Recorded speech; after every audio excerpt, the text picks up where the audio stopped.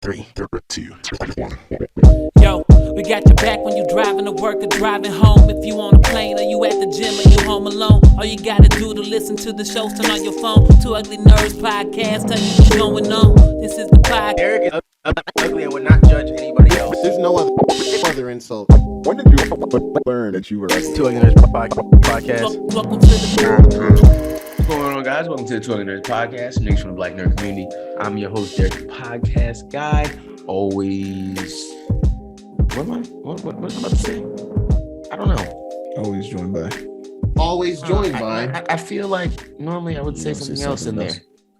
Do I normally say something else, or I just go into intro? I don't know. Whatever. Always joined by Ian Berserk Music, audio engineer / super producer, the father dad himself. And you know this sounds this close to. Said it fast enough for me to get out of there. Oh man. We getting there, man. We getting. Look at this guy, man. So close. I'm proud of you, dog. We getting So there, close. man.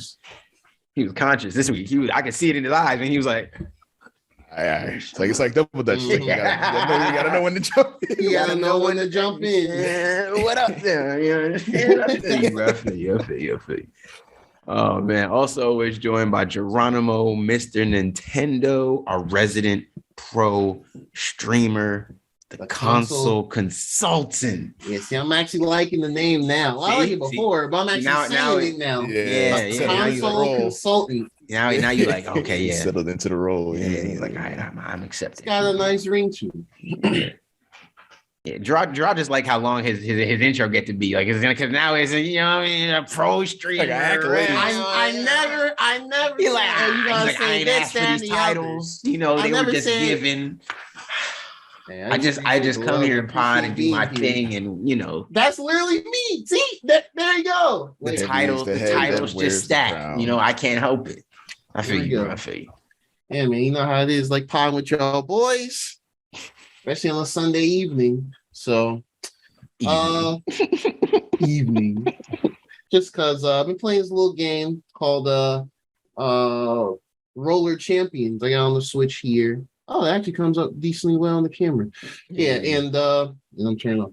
Yeah, so it's basically it's a Ubisoft game. It's free to play. I think I mentioned it briefly in one of the last episodes. I'm gonna talk about it a bit more. Just 'cause it's been fun to play, especially on the Switch handheld. Basically, it's a 3v3 game. It's like a roller derby. It's like a glass, oval-shaped arena. You and 5 other people roll around in. You can like jump up on the side of the walls and skate real quick. You can like jump and attack folks. And the whole objective of the game is to grab the ball for you and your team and go in laps around these certain like little checkpoint areas. It's like your team colors, either blue or orange. So it's following that kind of blue and orange Rocket League default color type team thing. And then once you go around at least one lap, there'll be a goal that pops up on the top side of one of the sides of the arena. And you have to throw the ball into it and you'll get a point. But the interesting thing is, if you want to get risky with it, y'all team battle it like that, you can go around a second lap and the goal will turn to a 3-point shot when we throw it in there. Or if we're going to go around one more time, which is really hard, I've not been able to do this, go around the third time, your whole team has possession of the ball, and you throw it and you make it in the goal, that's 5 points and the game's over. The objective of the game is the team that gets 5 points, or at least have the most points after. I think the match are like 5-6 minutes long. So it's really just keeping the ball. You can pass it to your teammates. You can kind of do like these little dodge side moves or whatever. If you don't have the ball, you can of course, you're going to try and go to the opposing person that has the ball in their team. You can like press a button and knock them out, or not knock them out. You can knock them down. They'll drop the ball. You can kind of do a quick steal like that too, depending on how well it works. So it's like it's a low barrier of entry as far as learning some of the mechanics. And there's some smaller things that you won't really know about unless you kind of like look into the tutorial stuff. Or when you're skating near a teammate, you can press, I think it's L1 or left bumper or whatever, and you'll grab hold of that skater and you'll just kind of ride with them for a bit. And if you press forward, you'll pull yourself and you'll get this huge burst of speed. Or while you're grabbing them, you can jump, like press X or whatever, or B, whatever, A, whatever the jump button is on your controller. And you'll just do like this huge leap in the air.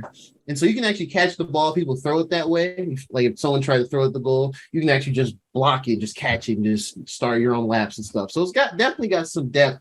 And it's a team-based game. It's fun. It's more of a unique thing from Ubisoft. It's a brand new thing. It's out everywhere. It's got cross-play. No cross-invite or whatever you call it. Cross-join, cross-party or whatever you want to call it. Yeah. They don't have that. I don't know if they're going to do that yet or not. I hope so. That'd be cool. But yeah, and it's got the Ubisoft Connect thing. So, all your data is saved everywhere seamlessly. You got to press a button. It just works. So yeah, it's fun. How easy is it to, sorry. Go ahead. Oh, I was going to say, it has a battle pass, of course. It's called the roller pass. You play the game, you get your levels, and they call like fans or whatever you game.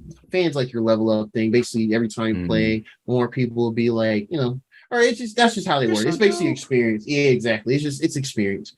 And you'll unlock levels, and you can unlock new cosmetic stuff. You can do taunts like while you're jumping in the air, like when you're rollerblading and stuff like that. I'm cheap, so I'm not paying for any of that right now. Excuse me. But it's fun though, regardless. But yeah, we're gonna ask Ian. I would say how easy is it to like pass the ball or get like a tackle or a steal? Passing is pretty straightforward. So like let's say I get the ball, and then like you're like, let's say 20-30 feet ahead of me rollerblading or whatever. You can press, like for PlayStation, you can press triangle, and what it'll do is say, hey, pass to me, and I will see like a hand wave icon over your character's head, and so I can throw it to you by pressing triangle on my controller. And as long as I'm looking towards you, it'll mostly auto lock towards you. But it's a certain distance where it'll either just go in that direction but won't lock onto the person, or sometimes if you're throwing it, someone can roll up and just on the other team just grab it and just keep moving. It's like, fuck. How easy is that to do? Like, how is that? Is there a timing involved in that, or you just have to kind of be there because a little more luck. Yeah, it's kind of more luck. Well, when anytime you roll by the ball, whether it's on the ground or like within the air, you're gonna automatically catch. There's no catch button. It's just whenever you're near it, you're gonna pick it up. And then for tackling people, you would hit square. That gets a little flimsy, I'm not gonna lie. So what I've noticed when you're like just rollerblading, if you press it just as its own, like you press square, you'll do like a punch or elbow forward. But when you're doing it and you press a direction and you press square, you'll kind of elbow in that direction or punch in that direction. But sometimes you'll lunge in that direction. And you'll be on the ground. You have to like roll and get back up and stuff. So obviously you cover more distance doing that. But it varies. I think I do it by accident sometimes. I think you have to I think maybe it's like you press forward really hard and then you press it, and that's when you do the longer lunge attack. And you like when you do that, you're gonna either knock the ball off their hand and you or someone else can pick it up, or you just hit them and you keep them on your speed as you're going. The ball will kind of just go forward. You kind of catch it and keep it moving. That's generally what happens, as long as it's not anything crazy. The craziest way to tackle, and I don't think they really tell you this, you have to like read the tutorial stuff, is when you press circle, or I guess we'll switch that to A, you do like a really big jump, and when you're at the height of it and you press square, you'll do like this lunge. That's pretty funny. You'll do like this crazy, like almost like a drop kick going really far, and you can aim and like hit people and knock the ball. That's fun to do because it's just kind of ridiculous, but it's definitely, it's a fun way to kind of knock the ball. It's fun though. It just feels good. You'd be like, yeah, that's right, bitch. I came from downtown, not the shit out of your hand. So. But yeah, it's a fun little game. I just want to talk about it just because I've been playing that in the midst of a couple other things, just been bouncing around different things, waiting till Xenoblade 3 comes out at the end of the month. True. But yeah, we should definitely try at least one round or one session or something.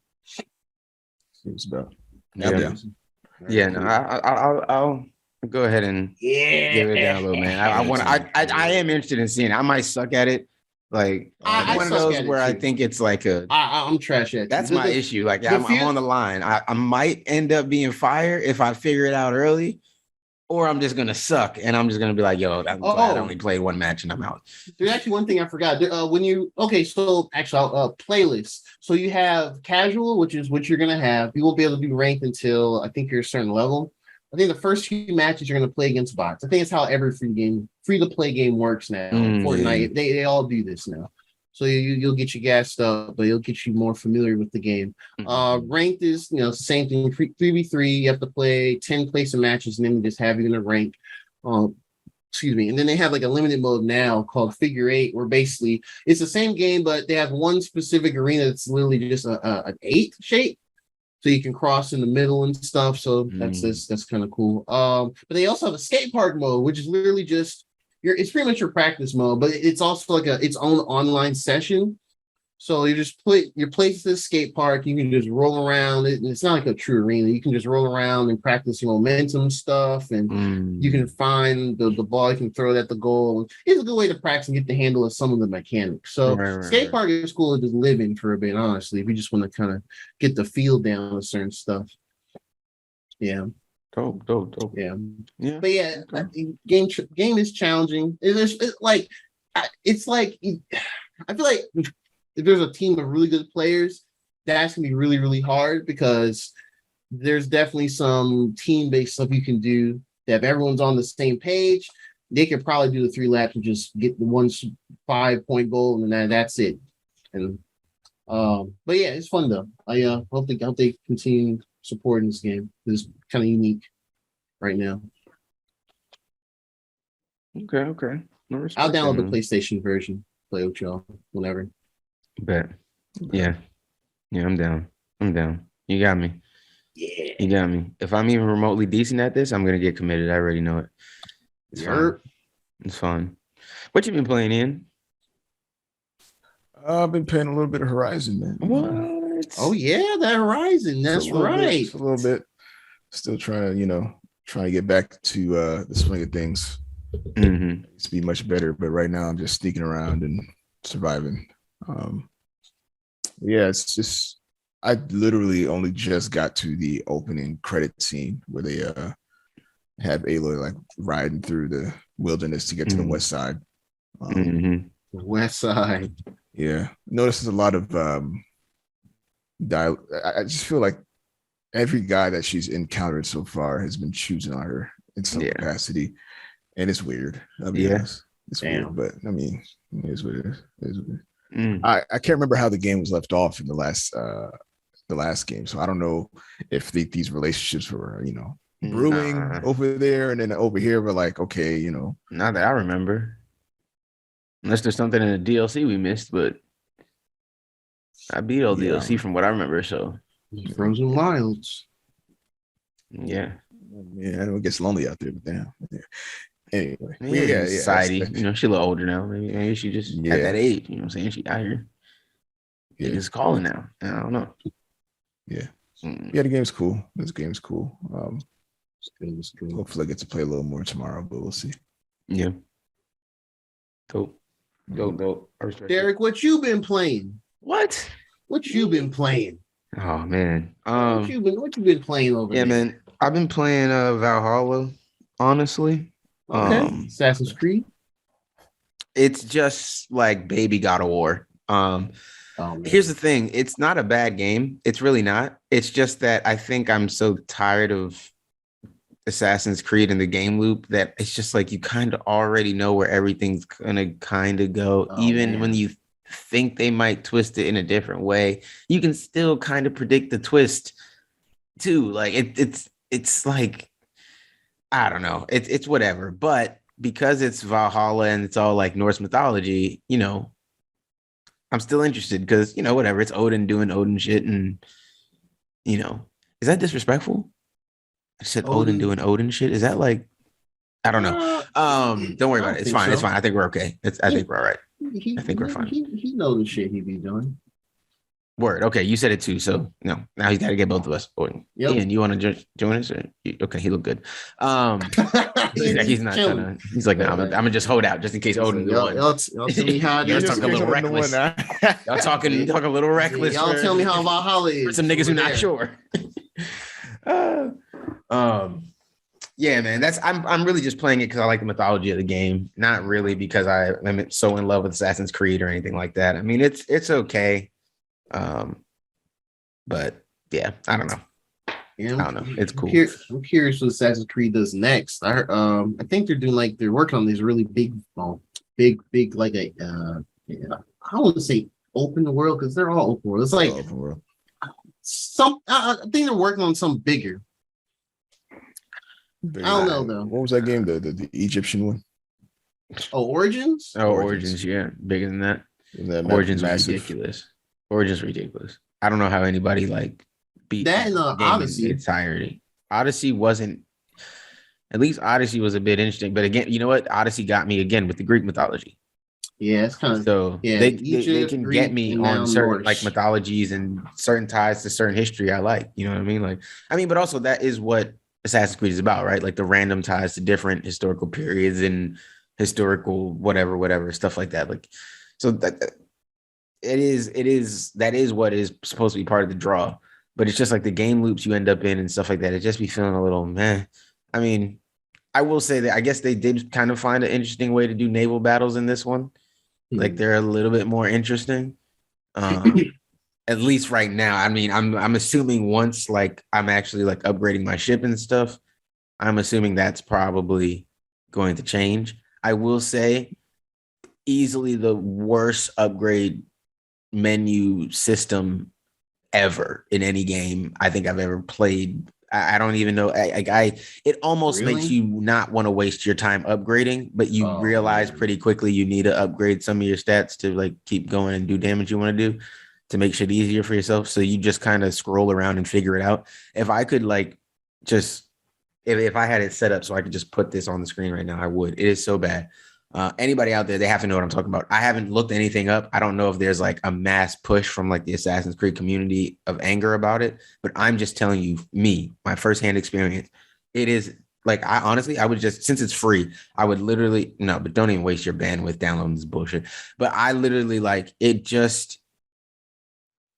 that menu is so bad. Try to find a YouTube video of that Assassin's Creed skill menu.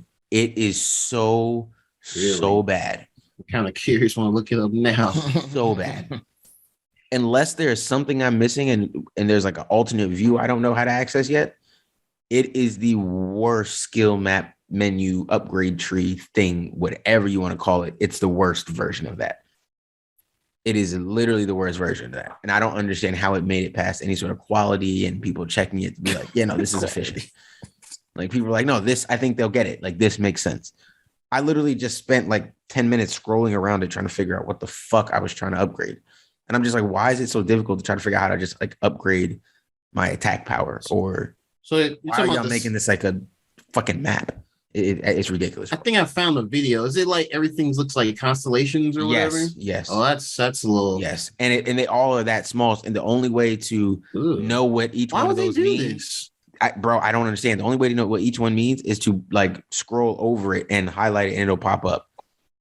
And I guess everything costs 1 point, but that's the only way to do it. And you have to be able to pay attention to make sure you're following from the right place. This isn't even a tree. This is a skill Starry Night. It's the dumbest shit I've ever seen in my life, bro. It's the dumbest shit I've ever seen in my life. It is absolutely the worst. The whole purpose of these skill trees is to show what skills relate to others and work best and blah blah blah. No. You can't really do that at all. And then there's just two. I'm looking at this video. There's two randomly next to each other. What is this, bro? This is ass, bro. What's annoying is I know white people got paid to make that shit. I know they did. I know some white people are sitting at home yeah, I worked on that game. This is. Oh, I see. This person's selecting stuff, and now it's starting to create a red line. Okay, so I guess that's how they. That's how you're supposed to follow it afterwards. Yes, it makes sense now that I've done a bunch of it. And I'm like, it doesn't make sense. I'm like, okay, at least I can kind of follow and go back here. But still, there isn't really any variety because you have to keep going along that path to keep upgrading. So, or you go to another section and upgrade over there instead, maybe. But maybe what you really want is over here. So you have to. I'm telling you. So basically, you have to scroll all over that map to make sure nothing you really want is available right now. Then once you find something you want or don't or whatever, then you make sure you click that one, and then you have to go around again and make sure the next thing you want. Like it's stupid, bro. It's stupid. What happened to just a list with some basic generic like? I don't understand. I don't know what they're doing. No idea. But that is the worst skill map ever of all time. I'm pretty sure. For a game of this size, that's supposed to be of this quality from a studio like Ubisoft, that's some bullshit. That's 100% some bullshit. Skill trees were a mistake. Okay. All right. That's the end. But other than that, glad to hear, maybe Assassin's Creed will go on break again. Yeah. Like just give us like a little Kingdom Hearts break. Right. But make it like a solid 20 years instead. Then bring it back as like retro Ezio. Just release the first trilogy again, but upgrade it, make it better for real this time. I would not be surprised if they remastered. I would pay them $200 for them to wait 20 years and work on the Ezio remastered trilogy for the PS7 or 30 or whatever on at that point. And then you come back. I will buy that then. I'll give you $200 right now to just not make any more games and then just re-release the old ones that I like. Please and thank you. It is ridiculous. They're just doing shit. Whatever, Ubisoft. NFT bastards. Man. Anyone selling the NFT train, that's just the L train, bro. I mean, it's always been the L train, but since the little bubble burst, yeah. You can't say L train like that. You can take that personally, man. You're from New York, man. Relax. Nothing relating to train, New York and their subway system. Do they even have I don't even know. I thought they. Oh, I don't know shit. I thought they go through all the letters. No. Ian said, "Do they even have?" But he told us he's from New York. I you know what I'm saying? I'm exposing man like this. Why exposing our man like this? Boy, man. He a down south boy, man. Sorry, bro. See, he ain't a down south boy, man. But anyways, man. I love Martin. There is an L train. There you go. Oh shit. I know more about this nigga city than him, man. So. You transplant, bro. They adopt you. This nigga a transplant in New York and Atlanta, bro. This nigga, man. Yeah. Where do you chameleon out here, man? Oh, that was a good song. You remember that song? Chameleon. Okay, anyways. I'm sorry, I don't. Draw, you okay, never mind. I'm not going to tell the story why I know for a fact you remember this song, but you for a fact know this song. Me for a fact knows this song because he had to live with me. So comes and goes. Huh? The Chameleon. All right. Well, wait. Why didn't go mute? What did you say? No, you went mute. I don't know. The Common Chameleon song. Oh, wait. Oh, yes. The Common Chameleon. I think that's the song. Maybe when I hear it, which is like how it happens most of the time, I'll remember it. But the name itself, I don't remember. Yes, you do know this because Kayla forced us to listen to it. It's Kayla who showed us the song. Huh. Okay. Shout out to Kayla. Okay. Miss Intro. Miss Intro. Mrs. Intro. No, it's Miss Intro. I'm tripping it. Miss Intro. Yeah. Anyways, man. Let's jump into technically speaking. Speaking of technically speaking, okay. Spotify would like you to speak on their platform, and they're going to provide these services for free. I think. There aren't a lot of details. Starting in New Zealand, Spotify will be introducing a means of recording a podcast and publishing it directly from the application. So there's going to be a plus button similar to what you would find on the social media app to post new content. Only this time, it will be an entire podcast published directly to Spotify, effectively cutting out the middleman that would charge extra just to post to Spotify. True. There's even going to be a bit of editing. I don't know how much, but one of which will be adjusting the length of the episode.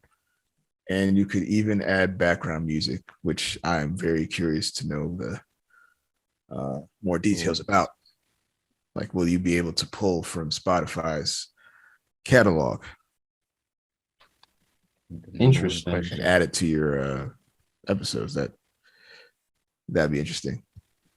And what does that mean for the artists? That, those songs might. It's just a rabbit hole that I need to know more details about this. Without knowing enough, this seems to be similar to posting a video on YouTube.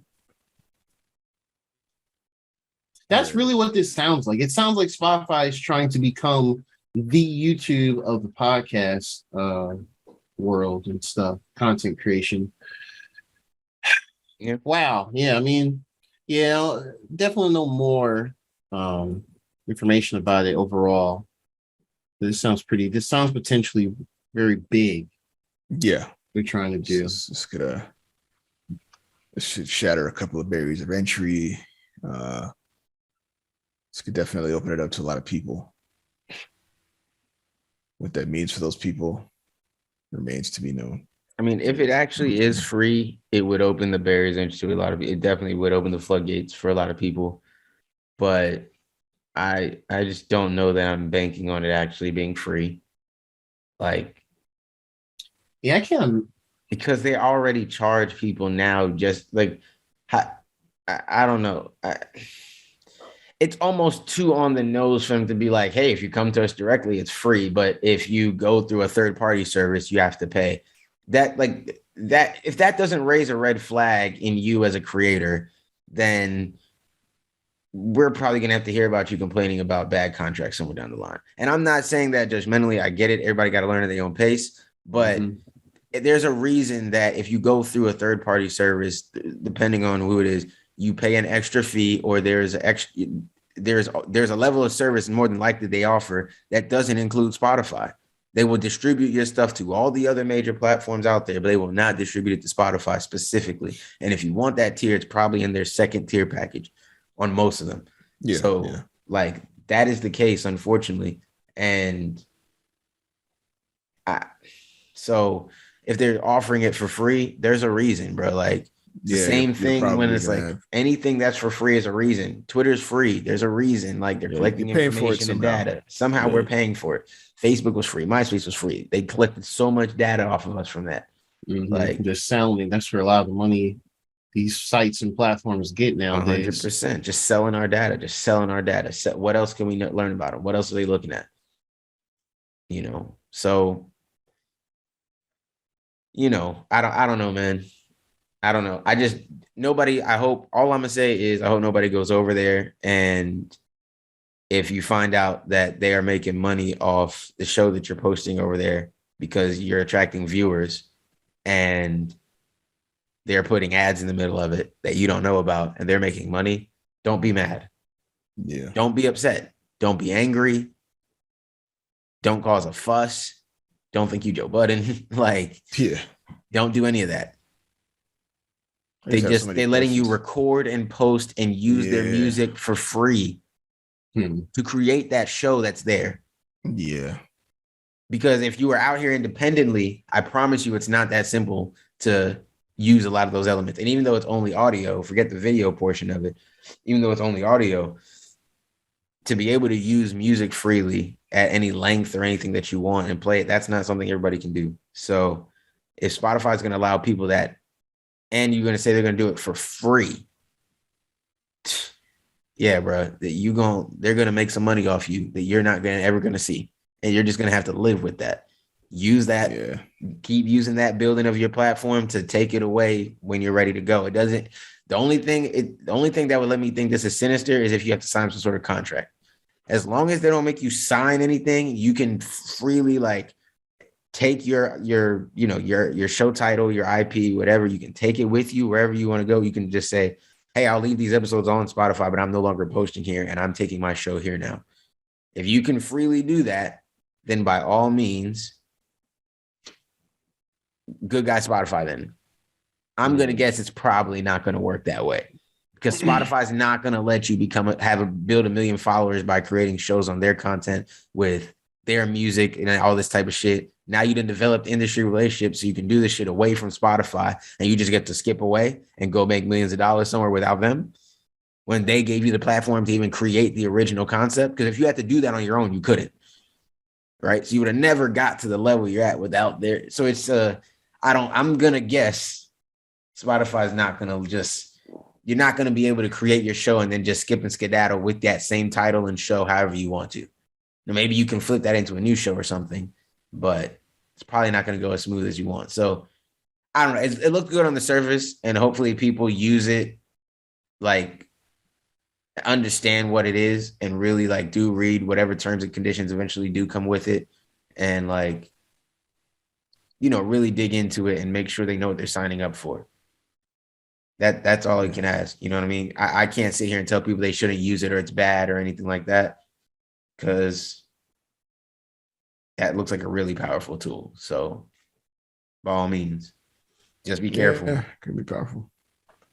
I'm curious to see what this does for the rest of the industry. Like how Apple will, if they do, how they would approach this level of content creation.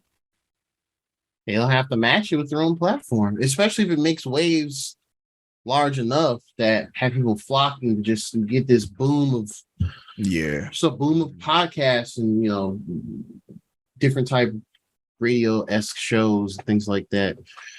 It has potential. I think this has real potential.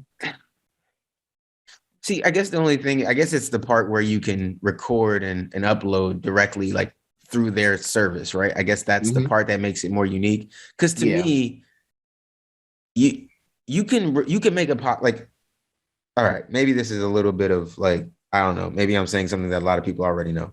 If you want to start a podcast, and maybe I shouldn't tell niggas this because some of y'all niggas are irresponsible, but whatever. If you want to start a podcast, you can do that for free. And you can be on Apple and Google tomorrow for free. Like, the only reason we had to spend money a little faster was because we went for long form content early.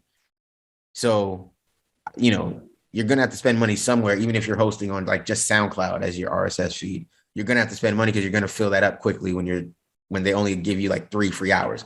But if we were doing like, say, 30-minute or 45-minute episodes, we could have done 5 or 6 episodes before we hit the limit, right? And then from there, that's your RSS feed. I can take that and upload that to Apple everywhere. You can distribute a podcast. You can download free Audacity to record. Like there's free software. There's a bunch of different options you have for being able to record and put this shit out. Lightworks is free for you to edit together. I don't know. And I know that I'm blanking on another one. But there's a lot of free software out there that you could use. So I guess this kind of simplifies it, and I guess that's what makes it. But it's not impossible. Like you can do it. Like and it's not that hard, really. Like it's like 2 extra steps. Like, but I get the simplicity of it, and you're right on a major platform, so. It's really all it is. This is not targeted towards people who would say, there are so many other ways you could do this. You don't have to go through Spotify. It's definitely targeted towards people who like really don't want to do the extra work. Yeah. The extra work. They just want to post something real quick and just go. Yeah, because I mean, some folks just strictly do work off their phone or tablet. And you got millions of people got Spotify installed. Yeah. You can just, I don't know, sit here and record, I don't know, the latest game in the NBA Finals you just watched, just for 30 minutes, find some whatever music on there, throw in the background, and then hit upload, and boom, episode whatever of person talks about the NBA Finals is up on Spotify, just like that. Right, fact. So I can see some as easy as that. And I'm gonna guess a lot of people are gonna do it and forget. My hope is that the younger generation, that this is target, that they're trying to take advantage of with something like this, because that's what's gonna target, right? Like, because I guarantee this is going to be probably when they launch this year. By the time it launches here, it'll probably even be available in an app form. Kids will be able to just start a podcast literally from their phone on Spotify. I can record everything right here. I can edit it. I can put it out. I can put background music. I can do everything I want right here and then upload it. You know, I can go to Canva and make my artwork, upload it over here, post the episode, and it's on Spotify immediately. So that's what they're going to target. My hope is that the kids that are doing it now, though, they're more educated. They like understand more of like what ownership means. And maybe they at least understand that whatever show they are putting out here, if it does grow, they know it will be hard for them to retain the rights and everything like that to it. So they know, like, it's almost like a throwaway show, right? It's a loss leader, basically. Like, yo, I'm going to do this. I'm going to use Spotify to blow up, gain this following. Then I'm going to leave Spotify, right? But I might not be able to take the thing that blew up. So guess what? Just say like, hey, I got to do it again. If you like this stuff, check out my official podcast over here. Yep. Yeah, but ain't that easy, man. It's the same thing. It's the OnlyFans thing again, bro. Like, it's hard to transition your audience, bro. It is tough, I mean, if your fans are, if your fans are, you know, strong enough and your content is good enough, and you say, hey, this is a snippet of what I got over here, yo. No, I agree that I'm not saying it's impossible. It will happen for some people, for sure. Like, don't get me twisted. I think I always want people to take into account how much people will get into a routine, and you making a simple switch that you think, or it's just a different app, or it's just a different this, where people will just not go get it. They just will, nah, I'm cool then. I don't want to go over there for whatever they go. I just don't want to use it. And you can't fault them for that, you know, and it is what it is. But it can be a thing, you know. You might have 10,000 over here. All 10,000 may not go over there. You know, it's just how it goes. You know, all 10,000 won't give you $1. You ain't even really gotta, you know, it could very well be on Spotify too. Yeah. It's just a different, you know, titled show because Spotify got the rights to the show that popped. That's true, but see, then it becomes tricky because now you got a show on Spotify that you're making money off of. You've gone back in and negotiated with Spotify after leaving the first show that you got fucked on. So that's an iffy situation, right? Like, I mean, I get it. I mean, I guess I get it, like business over everything, I guess. But if the reason I had to start the new show is because I came in here knowing you were screwing me out of the first show that I built.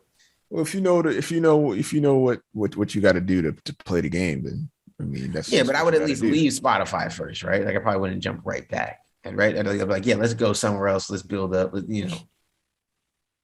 But I guess you're right. You could go right back to Spotify and maybe nobody has to go anywhere. You say, yo, fuck it, I'm over here now, and I'm not on that other show. Yeah, they, I guess, put some other people in there. I own the rights to this show, so if you want to support me for real, listen to it over here. I wonder if maybe if you trademark everything and you have all of your paperwork in order before you actually start recording the show on Spotify, would that help you in any way? I don't know. I'm not a lawyer, so you know, I don't know. You just have a bunch of questions like, will you be able to pull like external audio into it? Like, could you like pre-record something and throw it in there, or is it just there? That's what I'm wondering. Just what you're just posting. These parts, yeah. What's the extent of the customization? Also, could I pull the audio from there and use it somewhere else? Can I download it and use it wherever I want to? Probably not. I have a feeling another limitation. It's like uploading to YouTube. Yeah. Are you gonna throw like your watermark on there? Well, no, actually, no, that's not true. You can download it on Spotify. Well, that's what I'm saying. Like, if you record on YouTube, you go live, you can download that and post it somewhere else. You can download your stuff. Yeah, now, I don't know where else you post it, but well, I mean, but like you can post it on your Instagram, your Facebook, your whatever type stuff. You can post it. And for shorts, especially. You can do stuff like that. So I'm gonna guess Spotify might not let you do that, but I don't know. Maybe they're trying to gain some goodwill. I don't know. Joe keep telling us they still trying to recover from losing them. So, man, there's a lot more information about this. I really wish we had. When does it launch in New Zealand? Let me see.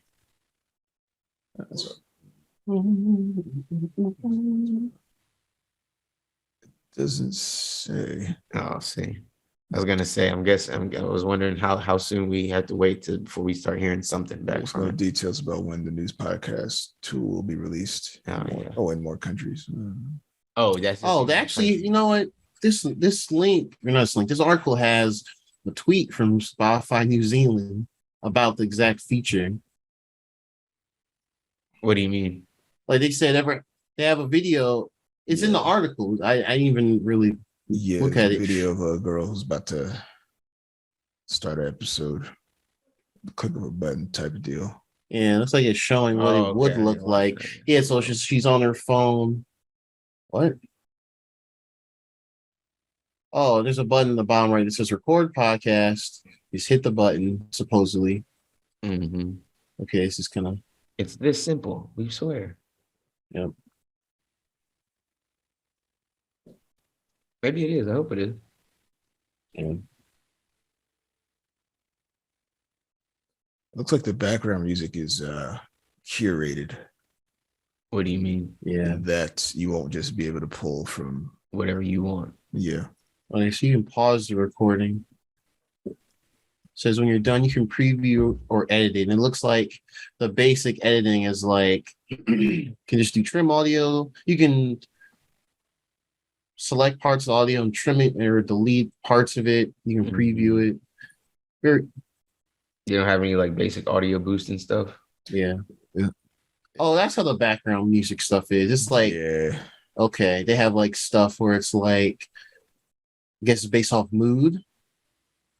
What? Interesting. How is it basing off the mood? Like, do you set the mood though, or does it? No. So when they show it here, it's saying like, here you can select your song you want to. You can you can scroll through these icons, have a number on it, but on the bottom it says beats, and then it mentions calm, cheerful, curious, dramatic. So, yeah, seems I don't know. I'm thinking about the audio quality, and I'm like, I feel like it's gonna be a mess. Yeah, especially when they're saying, "Oh, you can record on your phone like this." Yeah, like, see that, and that's what that's not. That audio sucks. Yeah, it's not gonna be good. Yeah. You're one of those tryhards that hooks up one of those. Oh yeah, this audio sounds bad. Yeah, this is really gonna be super. Yeah, I mean, you know what? A lot of YouTube. You know, when I was toying around with YouTube stuff, I think Derek probably remembers some of this too. I was using the shitty laptop webcams for recording, and that audio is garbage. So I guess that's kind of what this is. Yeah. Yeah. Yeah, I mean, and then people were like, "Oh my god, amazing!" in the comments. So excited to see how new creators and shows this feature will make possible. That sounds like a freaking generated reply. But yeah, so this just got a little more. It doesn't say when this is coming out. It's at least New Zealand. It's funny they did that. Interesting. Very interesting. But yeah, that's that, man. Okay. Yeah, I mean, we will keep eyes on Spotify's movement and everybody else too. Yeah, man. We will see. We will see. Maybe we'll go over to Spotify. Start recording straight on Spotify. Yeah. Hey man, put your phones out, bro. We got your phones out. We gotta record a quick one. Shitty audio. Record real fast, man. Please. Not our actual intro. No intro at all. No, yeah, just it'll be their intro, their curated little facts. Yeah, whatever they say our mood is. Yeah. Hey guys, this is Geronimo, and I'm recording on Spotify. I would end that would be the day the podcast ends right there. Right there. Yeah. The day the console consultant has sold out. He is sold gone. out. He is gone. They need a new third person. Right from your pocket. Yeah, facts, man. All right, man. Cool. All right, Mr. Sellout. Let's jump right into console T. We ain't signing no guidelines at all. All right, so we actually have quite a few things for console T from this past week or so. First thing we'll go over. So Nintendo, they went around all expectations and they did not a regular Nintendo Direct in June, not a standard Direct Mini, but a Nintendo Direct Mini Partner Showcase. Is a lot of words. And basically all that means it is only third-party games, third-party focused. They haven't done this since October or November 2020. Thick in the pandemic, no vaccines existed, everybody was fucked. Overall, it was like 25 minutes. Had a mixture of new games and ports. I'm just going to kind of go through the list here. Shout out to Nintendo Life's page. So they opened with another short trailer for Monster Hunter Rise Sunbreak, and they showed a couple new monsters. So they think the game the update just came out this past week, so it was gonna be like a few days before. Then they had the next announcement, which was a really late port to me, Near Automata or Automata, I don't know how you pronounce that. The end of Jahra edition. So basically, that was originally on PlayStation 4 5 years ago in 2017. And then it was on PC, but the PC version really wasn't very well optimized or whatever. So they had to have people in the PC community make their own patch mods and fix it up. Then they came back later a couple years ago and fixed it themselves. But it's been on Xbox. And it's now coming to Switch. It's going to come out October. I don't have the exact date. But it looks like it's coming out October this year. October 6th. There we go. Okay. The next game they showed was called Lorelei and the Laser Eyes. I don't really know what kind of game this is. It looks like a mystery story-based type game. Yeah, mystery adventure. It's kind of black and white. It's published by Annapurna Interactive. Kind of has a cell shaded look, and you're going through like this little, I guess, building or castle or something. But it's coming out in 2023. No specific dates. A new Bomberman game is coming called Super Bomberman R2. Coming to Switch and all the other platforms in 2023. It's going to be the same Bomberman stuff. They also have like this castle defense type mode or something. I mean, it's Bomberman. It's always a good time. So that's also next year. This one is probably one of the bigger like port things that people have wanted for years. So they announced. Y'all remember Mega Man Battle Network? Like them games on the Game Boy Advance or whatever. Oh yeah. So yeah, they announced a collection of all of like a bunch of those games. Okay. Mega Man Battle Network Legacy Collection, 10 games, which is wild. I forgot they made that many. They started doing like a Pokemon thing where they would make 2 versions for each game or something. Yeah. I never really played these. I've seen like the demos in the store back in the day, but it's basically an RPG and it's like a grid thing. And there's a lot of like, early 2000s internet. We got to jack into the network and fight the other blah, blah, blah, blah, and whatever. They've done their other Mega Man games, Mega Man X, Mega Man Zero collection. So it's cool to see Battle Network fans get their collection. Comes out next year on all platforms in addition to Switch. So that's cool. Now, this one was unexpected for me, and I kind of forgot these games existed. But Pac-Man World Repack. Gotta put the pack in the name. So basically, it's a remake of the first Pac-Man World game that was on PlayStation 1. It was like a 3D platform. I always want to try those games back in the day, but I have a PlayStation, and all the years have passed, and I've totally forgotten until now. Right. But yeah, graphics look good. It's coming out in August, so it's kind of releasing in like a little over a month or so. But yeah, I like Pac-Man. I like classic Pac-Man, and it's a 3D platformer. Can't go wrong. Yeah. So that looks good. This one indie game called Blanc, BLANC. It's like a hand-drawn black and white. Is it hand-drawn? Let me go look at it. Yeah, it's a 3D type of hand-drawn game. It's like a co-op type of thing where you play as a young fox or and a fawn, like a deer, young deer, fawn, whatever. And you basically kind of do puzzles to move about these areas. They call it as an emotional journey. So I'm curious how emotional this game is going to be about two animals trying to go through puzzles, but it looks cool. It's going to have local and online co-op. So that's neat. That's coming out February 2023. Return to Monkey Island. They show the gameplay reveal of this. So this is like a sequel to those PC games that were out way back in the day.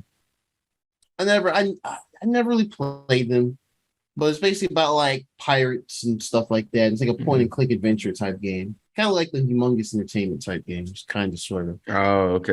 And so this is getting us a sequel. It was a LucasArts game. That's what it was. LucasArts did this. But yeah, they're making a brand new one years and years later. Apparently, it's launching first on Switch as far as the consoles are concerned. It comes out. It says this year, but we don't have a date. It just says 2022. It's July. If we don't have a date for your game, why are you still saying this year? Except for God of War, they get a pass. Yeah, right. Yeah, I don't understand why I don't have a month or whatever for it. I don't know. I mean, it looks fine. It looks good. It's kind of got this. What's this art style remind me of? I don't remember, but it's kind of got this. It's not cell shaded, but it's like a fluid animation. I'm not good at describing it, but it looks good. I think those fans will be really excited for that. So it's cool to see a super late sequel happening. So shout out to Monkey Island. It's coming out first on Switch sometime this year, and I think on PC as well. So it's going to go to PlayStation, Xbox sometime next year probably. Mario and Rabbids Sparks of Hope. It's the first time they've shown this game since Nintendo's E3 Direct thing last year. Yeah. So yeah, they showed more of the game. It's and they also had like a showcase this past Wednesday about it. I think it was only like 20 minutes long or something like that. Basically, the game looked great. It looks like a really, really good sequel. They got rid of the whole grid-based strategy aspect of it, like XCOM, and now you can kind of move around freely in the area, but there's still like cover and stuff like that. You can still shoot your weapons and things like that. They showed that Bowser can also be on your party, which is cool. So he's gonna have like this big ass fire rocket launcher type thing. And I think most games you can like play with Bowser pretty cool. So comes out October something. Let's look at the date. October 20th. Yeah, so it looks really good. It's kind of got this Mario Galaxy flair to it. They got these little stars and stuff. Yeah, it looks really good. I don't know if I'm gonna get it day one, but I will play it eventually because Ubisoft games do be falling down in price. Another, what is it called? A roguelike game called Little Noah Scion of Paradise. Who's making this? I don't remember. Oh, this is Cygames. Cygames is known for like doing a lot of mobile things in like Japan. So this is a console game they're doing, which is interesting. But it's like a 2D beat 'em up roguelike-esque game. It doesn't look bad. I think they shadow dropped the same day. Yeah, I think this was a shadow drop. It looks all right. I don't know if it's on anything else though, but it is on Switch and it's out now. I'd say check it out for those listening and watching. Look on the eShop, look for Little Noah's. It's probably one of the more recent releases on there. So yeah, check it out. So okay. All right. So this ain't for me, but Epic Games announced this game called Railgrade, and it's like roller coaster tycoon, those type games. Yeah. It's like that, but with trains. With trains. Yo, I'm sure train enthusiasts out there will love this. Yo, Sheldon going crazy somewhere. Sheldon, my nigga Sheldon living his best life, bro. I'm sure. You know what? Like Ian said, they go in with this. This is crazy. It is really in depth. I'm like, damn, son. Wait, no, it's like new trains or is it just old trains? Nah, don't worry about don't even trip. Skin it, whatever you want to do with it. I'm learning in real time, folks. Don't worry about it. I'm about to learn. Actually, this trailer looks better. This must be PC. Nah, this shit looks kind of fire, bro. Is it like? Yeah. This actually looks. This looks better. Oh, you know what? This trailer is from Epic Games. Excuse me. This is from Epic Games. Is whatchamacallit, their YouTube, because the trailer they showing the direct. It runs. It didn't look that hot. So this must be the PC gameplay we're looking at here from the article. Yeah, the PC version looks free. Oh wow. Wait, hold on. This is way different from the direct trailer. What the heck? Yeah, they got build up all these cities. On the tail end. Yeah, that's what I'm saying. This is. Oh, hold on. That might have been It's a Sim City with trains. All right, hold on. I might have misjudged this a little bit. Yeah, but this is kind of hard, bro. All right. Okay. Let's see y'all. The right resources, bro. Real grade. All right, it's coming out this fall. No, I'm not gonna lie though. They ain't got no bullet trains, so I play it for free though. Maybe they're hiding it because they know that's what people want to see. Yeah, that's probably gonna be the last train you can obtain. You're right. Train. I mean, yeah, a little image here. You see the little robotic Boston Dynamics looking ass dogs here. So I hit a bullet train off a rip, bro. I think bullet trains are gonna be. I'm gonna just play Train Tycoon, bro. It's all right. There we go. Epic might be fumbling. We'll see.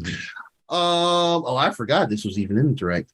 This game called RPG Time: The Legend of Ray. All right.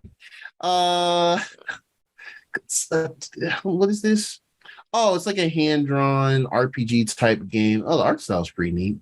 Has a more kiddish type of look to it. Oh, it doesn't look bad. Comes out this August. This looks all right. All right. It comes out this August. Oh yeah, so Sonic Frontiers. I don't think I really talked about this much on the pod at all. No. For this one. No, I'm going through this list and I'm like, oh yeah, this was here too. So okay. So this was actually a good trailer in my opinion. This was the best showing of Sonic Frontiers thus far. I would have to agree with that. Okay. Real quick recap on how they've been showing this game. So for some reason, Sega had this little exclusivity deal with IGN where they were showcasing parts of the game early June. And it was kind of okay. It didn't some of the gameplay. The weird thing about Sonic games for like trailers, even though I played most of the games, but if someone is not good at playing a Sonic game, it just makes Sonic games look whack. Like I'll just be straight up. And IGN is notoriously known for not doing good jobs of promoting modern Sonic games. So the stuff they've been showing at the top of the month were not very good.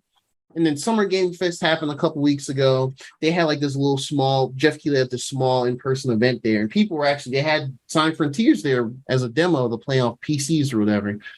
And there were parts there that IGN hadn't shown off yet. So people were like, man, why is this a whole open world where Sonic's running in this random green field? Basically, the gameplay bits were just shown with no context. Right, there were some, it looked like an older build, so some things looked not polished. And we know Sonic's not the beacon of quality. So all of it just, overall, just, like, I saw the potential in it, but I was like, why are they doing a poor job? I was in my room sobbing. No, I'm kidding. But now I was looking like, why? I saw the tweets. I saw the little shady tweets. It was definitely a roller coaster. What is this game about? All right, bro, I understand. I was like, why are they so bad at promoting their own game? And then I was like, all we need is a full trailer to show like what's happening if there's regular levels. And that's what it was here. It was just in this direct at the end of the month, at the end of June. That's what everyone was waiting for. Yeah, this shit came out first before we saw the IGN shit. Yes, fuck the IGN shit. This should have came out first because this actually looked good. So basically, the gist of it is, Sonic is an open world. They're chasing Breath of the Wild stuff like a lot of these games are doing nowadays. But now Elden Ring is the new hotness. So maybe in the next few years we'll see people chase Elden Ring. But basically, Sonic's in this open world area. He has to run around and like solve little puzzles or beat enemies up. It's kind of like an action game a little bit. And then you have to collect these items that lead you into the actual levels called the cyberspace levels. And I guess they're based on like previous levels Sonic's been to, but they're actually like traditional 3D platforming levels, which don't look bad. So I guess I'm back on board with this. Surprisingly, I'm not gonna get on Switch though.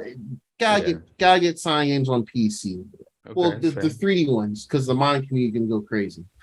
That's fair. That's what it is. It's the Mayan community gonna go crazy. So I'm not expecting this to be like a 8, 9 out of 10 type of game. I'm expecting it to be a interesting, fun, but probably got some rough edges. 7 out of 10. Unless something comes out that pisses me off before this drops later this holiday, I'll probably get it and I'll probably talk about it here on the pod. So, not too bad, Sonic Team. Don't fuck up. Right. But yeah, again, and this was Switch footage from the trailer. It didn't look bad for the Switch. I'll be honest, it didn't look bad at all. Okay.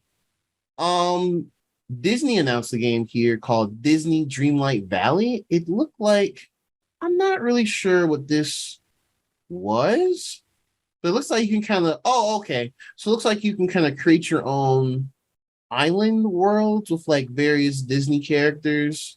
This is Disney Animal Crossing. Is this Animal Crossing? Yes. Yeah, I guess so. Actually, I'm looking at it again. Yeah, it's kind of Animal Crossing. Yeah. They called it Disney The Sims, but basically, yeah. Yeah, I can see that too. Mixture of The Sims and Animal Crossing. Yeah, it looks like you're gonna build a person, then you just generic human being. I know some people that would love this. I know people that would eat this, like grown adults. I mean, love this. Disney. I'm not judging either. Disney ain't getting children's money; they getting adults' money. I mean, we're watching the shit. It doesn't look bad at all. Actually, looks pretty good. Yeah, because who am I to judge anybody who wants to play this one? I want to play Hogwarts Legacy. Like I'm making maggot potions and pretending to be a 15-year-old at Hogwarts. I'm gonna let you run around Disney World, bro. Right. I mean, yeah, Disney magic is eternal. It's never going away. Nah. Disney racism is eternal. Hogwarts is a grown man. That is part of the. That's true. Yeah. Did I say? Okay, sorry. We're never getting a Disney deal. That's fine. Never. Yeah. So Disney Dreamlight Valley. Game looks great though. Doesn't look bad. It looks good. It said early access is available September 6th. So measly 2 months. Early. There access. We go. Yeah. I need early access for this. Yeah, I don't know. Fair. I don't know. Live Alive. So that's this. So this is an RPG that it's a remake of one that never left Japan back in the 90s that Square made. They basically announced a demo for this, which is good. Square Enix has been really good about demos for a lot of their games the past few years. I think all their RPGs have had at least one. Yeah, because didn't Triangle Strategy have a big a big demo on Switch too? Or I don't know if that was on everything, but I remember on Switch at 2. Okay, yeah. Yeah, a lot of those games they're done by this one dude there, Asano. I can't remember his first name, but basically he kind of makes his own type of RPGs. They're kind of more like capturing the old school 90s kind of classic turn-based RPG stuff. But they also the demo for whatchamacallit, for Final Fantasy VII Remake. I remember that. Yeah. Yep. So they had they're doing a lot of demos. That's true. Yeah, so they've been doing a lot of demos. It's the first chapter for. So how this game works though, which is intriguing. I'm kind of mixed on it right now, but so there's 6 or 7 characters. I think there's 7 characters, and they're from different eras. Like you have a character that's from like Edo, Japan. He's like a ninja. And you have like Imperial China, and you have a master who wants to the kind of traditional, like he wants to pass down his kung fu martial arts, and he's looking for disciples. You have what they call the Wild West, which is like a Western flavored one. He plays this outlaw dude. You have a Distant Future, which is basically robot android people. So it's got different styles and things like that. But yeah, they announced a demo, and then the save data is transferable. I played a bit of the Edo Japan one. I'm kind of iffy on it. I feel like it didn't really go how I expected it to go. The combat is kind of weird, but that's probably because I just haven't grown up playing a bunch of these type of RPGs. It's like a grid-based thing in 3D. It's not just like 2 people looking at each other. You press a move and they just do an attack. It's like you have to move. You move around this grid, and when you select a move, it highlights these tiles around you of what does damage. And I'm still learning it. Japan one, I feel like there's too many parts of it that I couldn't do. Okay. But you're basically infiltrating this castle to prevent a war breaking out between two that type of thing. Yeah. But I think part of that was you can either run around stealthily and not do battles, or you can actually battle some. But I don't know. I don't know if it's because my character was weak in this part of the game or what. But some of these dudes are just one-shot me. I was like, damn. So am I not supposed to fight? But then I did some of the Imperial China one, and you're playing as the master Shifu, and he has two disciples you pick up as you go through parts of the game. I'm finding these whole tigers in like a bamboo jungle, and I'm able to like beat their asses. So I don't know. Maybe it's some story stuff, and I just got the wrong first impression. Right. But I like that one more than the Japan one. And then there's the Distant Future one. I haven't done that yet, so I don't know what it's about. But yeah, this is still coming out July. What day is this coming out? It's like July. Oh, July 22nd. I remember it was a week before Xenoblade. So there's that. This game will probably be very rare. So because it's the only time a remake of this old game has been done, and it didn't come out here in like the West, so it was never an English version. And so I know it's a lot of RPGs when they come out physically. Outside of like the super popular ones like Tales of Arise or Final Fantasy or whatever, they usually have a set number that they manufacture and ship out, like discs, carts, whatever. And then once that initial shipment is done, it just goes to whoever's bought them, how many are sitting in stores, and then that's when prices start going up like crazy. And I know it's RPG; these games can get well over $100 pretty easily. This is only a $50 game, so I could probably see getting 80, 90. So it's kind of a niche thing. It's a niche type of RPG. I'll say that. Is there a lot of physical copies coming out for it? I imagine there will be a fair amount throughout the rest of the year. I just don't know how it will be within a year's time or a year and a half. Right. It just depends. It depends. Probably gotta try to grab one early then.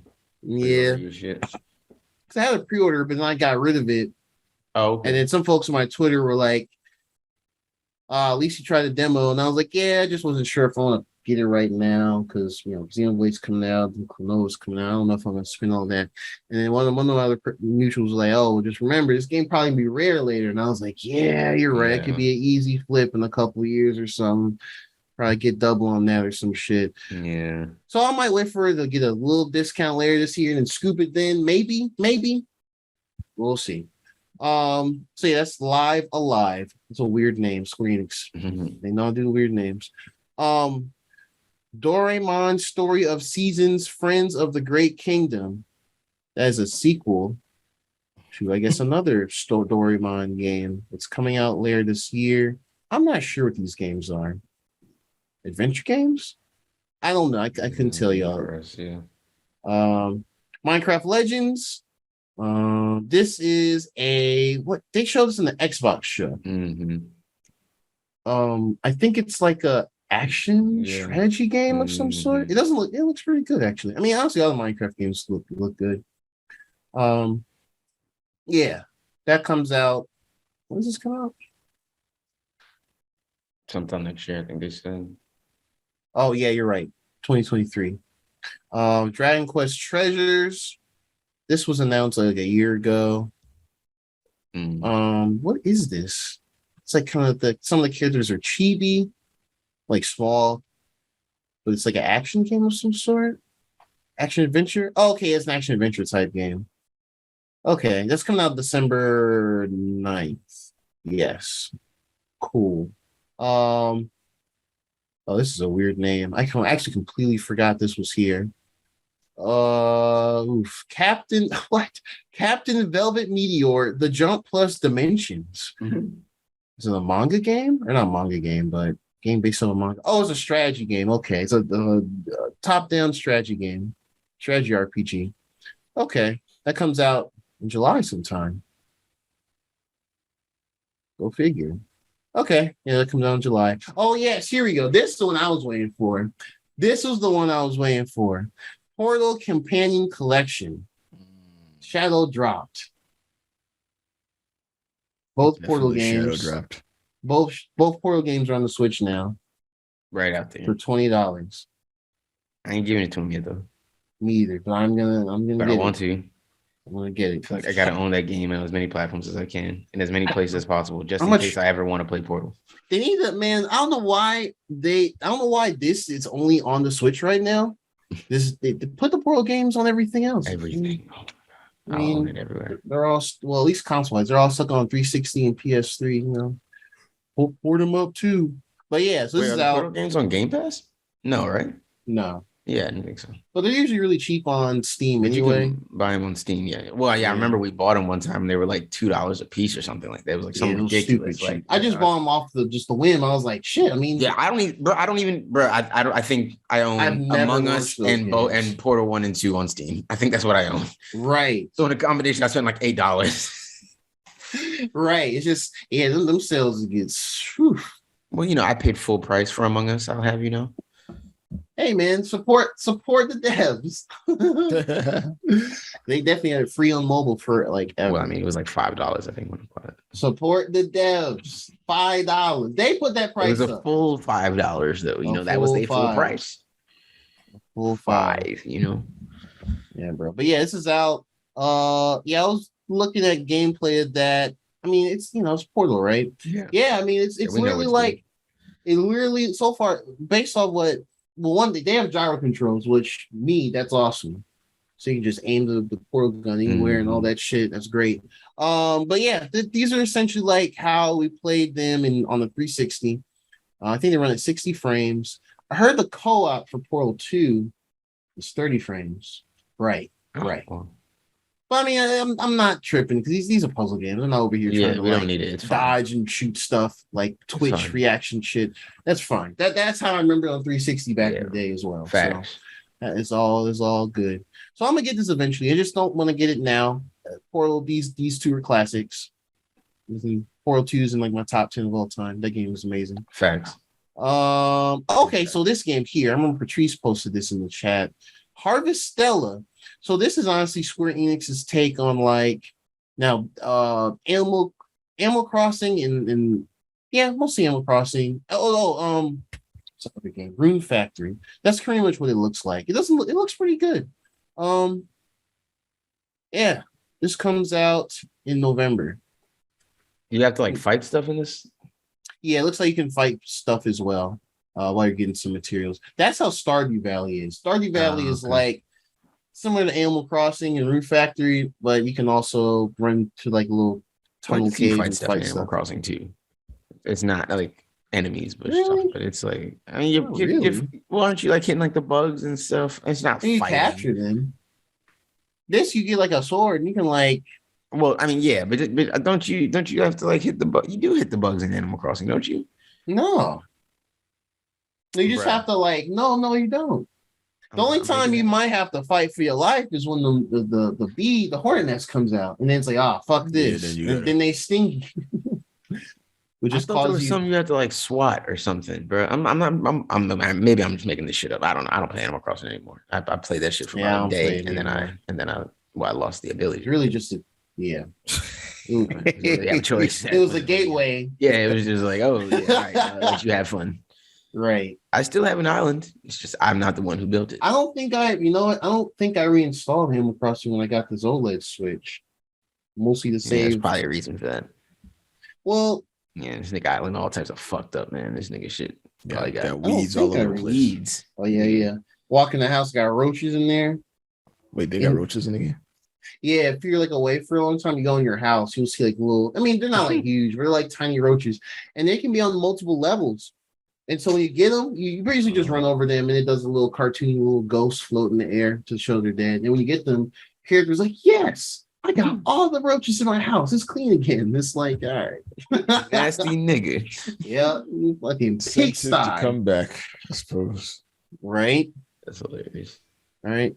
Okay. Then the direct mini ended with the big one. Some would say. Mm-hmm. Nintendo Twitter will have you thinking these motherfuckers could never get a PlayStation and play these games ever in their life. They was asking all the time, when's this coming? Like, when's that? So they announced Persona 5 Royal, Persona 4 Gold, and Persona 3 Portable. Basically, Persona 5, 4, and 3 are finally coming to the Switch. They're coming everywhere. They announced the Xbox show. They're coming to the Switch. Persona 5 Royal's coming out October 21st, I think. October 21st. Mm-hmm. So great. Persona 5 Royal will have a physical FYI for all the versions it's coming to that's not just PlayStation. Persona 4 and Persona 3 will just be digital only for the digital and physical folks out there want to know about it. Yeah, so there you go. Beloved Atlas RPGs are finally making the way over to other things, not PlayStation. For the old one. So now Atlas and Sega about to make buku money and then act like big facts. You can be like, oh, we didn't know people wanted these. And it's like, how stupid. But anyway, so yeah, finally these came out. So now people on Twitter that make their whole Twitter account about Persona 5 and shit can now buy the game and enjoy it. Go ahead. And hopefully shut the hell up on my Twitter feed. All on your own. Yep. But yeah, they ended it with this. So overall, 25 minutes, like half ports, but it seemed like ports people wanted, like Persona stuff and Nier Automata late port, which looked pretty good, all things considered. And then new stuff like Mario and Rabbids, Sonic had a decent showing. Mm-hmm. Monkey Island gameplay, Mega Man Battle Network collection is dope. Pac-Man World Remake is dope. So overall, I think it was overall pretty good. Hopefully they do another direct with just their first party stuff. I want to know about Bayonetta 3. But yeah, that was the direct mini. Holy smokes, that took longer than I expected. So let's roll on over to something from the Sony side. First of two things. So SuckerPunch, they came through, and I noticed it's kind of going around Twitter late or last Thursday or whatever. But basically they made like an update on their site just talking about like legacy franchises. And they pretty much put it out there, and they said, we have no plans to revisit Infamous or Sly Cooper right now, and no other studio is currently working on projects related to those franchises either. So they pretty much straight up just said, yeah, nothing coming for them right now. They said, listen up, Derek. Let me tell you something. They said, yep. They said, Jahra, I know you want to say something about that game you like, man. Fuck that game you like, nigga. Right. Fuck them characters. Fuck that story. Fuck what you was thinking. Yeah. I know we talked about this a bit before we recorded, but man, Sly Cooper, I mean, forever now. Yeah. Anyone that's really out here hoping for a new Sly Cooper from current day PlayStation, you huffing on the copium. I'll be honest. It'll be great, but just like us asking for Jack and Daxter. That's what I was just about to say. It's pipe. See, y'all did that. Y'all went there that time. I didn't do it this time. To ourselves, yeah. I mean, we are delusional, but Yeah, I mean, I do want to do Infamous, but yeah, maybe one day Naughty Dog will decide they like more money and will stop making Last of Us and Uncharted. They gotta finish remaking the first one so they can do part 3 and remake part 2 and re-release it again. God, part 2 again. Oh God, $70. Anyway, I'm not gonna go into that again. No Infamous right now sucks. I still feel like Infamous World has a lot more growth potential. You could that's my thing. That's why I was saying, like, yeah, there's a lot of Infamous games, but like, there's only like it's so wild. That's so wide open that you can do a lot. Yeah, I still like.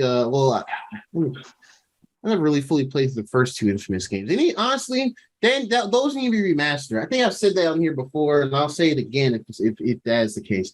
Remastered Infamous 1, Infamous 2, put it on PS5. Just do that. Just do that and have someone else do it. They don't have to. Get some port company to do it. I don't know, Blue Point or whatever. Have them do it. Yeah. Dope. I'll be happy for that. But nothing. So Naughty Dog got some nerve. They got some nerve to have Jack and Daxter on their website. They got some nerve. When you go on their games on the website, it says Last of Us, Uncharted, Jack and Daxter. They are different. Niggas. Technically, Jack and Daxter is on the front page because it's the second news story right now from December 3rd, the 20-year legacy of Jack and Daxter, and how we have completely abandoned this series and this character. That is insane. Just saying. We value our legacy characters and IPs. Like, which is why we never fucking use Nathan Drake. Fuck you who like him. Like, yeah. Like Nathan Drake. That don't make no kind of sense. So I mean, to me, this inadvertently confirms they're working on either another Ghost of Tsushima game or maybe another new IP. I don't think they say anything on here. Yeah, solid trade-off to me. I mean, yeah. Better trade-off than a freaking Last of Us, if I'm being honest. Between Last Yeah, I'm with you with that. Yeah, I mean, I do want to see the next game in the Ghost, because like how, I mean, I won't spoil it, but how it ended, it just seems like, yeah. What ended? Last of Us 2? No, Ghost of Tsushima. Oh, got you. Oh, I was very confused. I was like, what? Okay, now I'm caught up. I was like, what? No. I mean, how it ended, I feel like they could definitely do like more, not just with those characters, but like maybe in the future based off the influence or whatever. At least that's what I always think. That's my interpretation. Let me do both things for y'all, man, just because I love y'all. Oh wait, no, actually, I won't do it now, just because we're recording. I was gonna let Ghost of Tsushima hit the. But I was like, no, let me wait. Oh! You download? I'm gonna just hit it and just play the game and beat it. So you leave me alone. Hey, just play that intro part when you get to the main island. And yeah.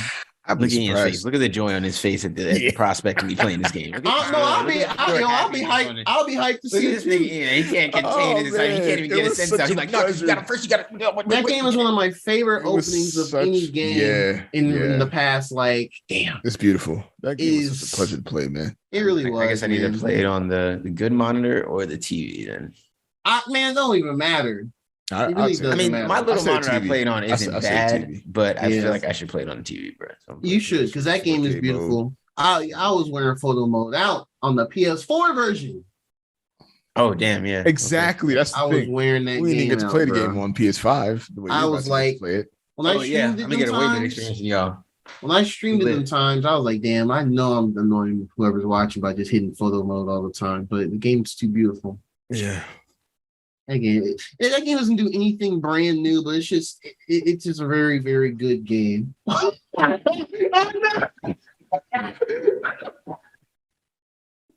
nigga tried to hide, yo. Hey, well, look, the stealth sneeze. Hey, look, there's nothing for you to go back and listen to in the audio, so fuck you. Laughing at nothing right now. Yeah.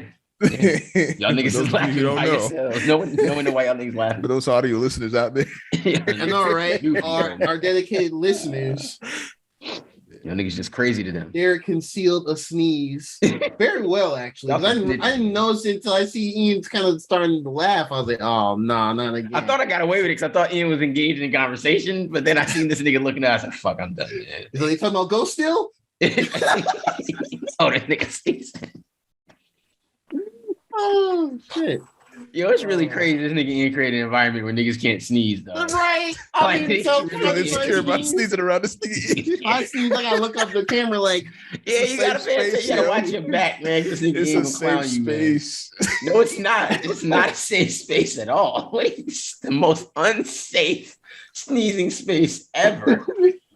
The fuck? I should have never sneezed other episode, bro. This is the worst space to sneeze ever, man. I should have never sneezed. I'm gonna turn my webcam off if I sneeze.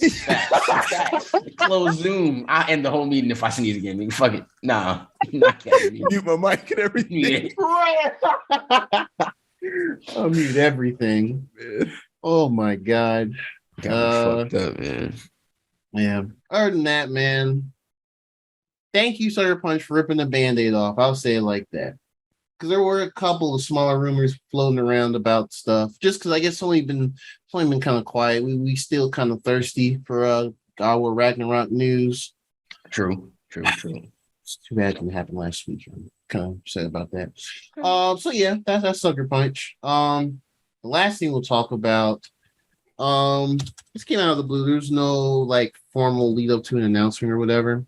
But Sony and Evo are kind of in bed together, right? They're kind of doing their own thing. Actually, I think Sony bought the Evo Tournament series. I think that's what they did. Oh, okay. It's been a while, so it's not fresh from memory right now. But On the 28th, so last Tuesday, for our listeners, it'll be about a week or so. They announced a new gaming gear brand called INZONE. It's like one word. They're gonna have all these. So it's three types of headsets and a gaming monitor, or a monitor aimed at, like, I guess, high refresh rate gaming or something like that. They're gonna be the peripherals provided for Evo this year, which I think is in August.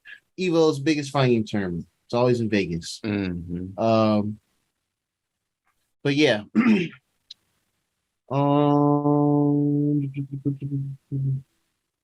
Yes, INZONE. Let me see if I can find the page that talks about the actual headsets themselves. Oops.